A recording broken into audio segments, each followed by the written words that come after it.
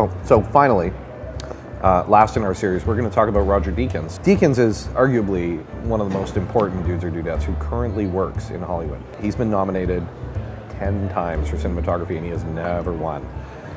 Despite this, I would say there is no other director of photography who has as much respect in the industry as Deakins does. There's so many highlights of his career.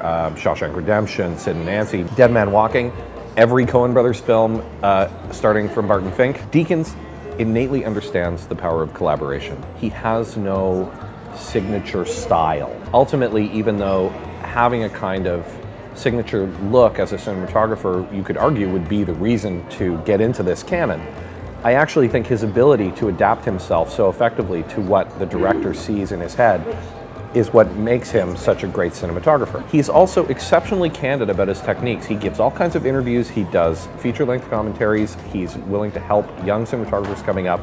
He really is committed to the idea of creating a foundational knowledge of what he can do to pass it on to the next generation. Some people, especially people who know things about lighting and camera selection and lenses and all that stuff, it's highly technical and can be highly secretive. He goes the other way and actually wants to tell people exactly how he arrived at what he got. He has a real modesty, a real lack of ego about himself. And yet, when you watch a film like Skyfall, it is impossible not to be struck by just how incredibly good looking that film is and how deserving it is. Of all the nominees I've talked about, Deakins is the one that I genuinely hope actually wins an Oscar.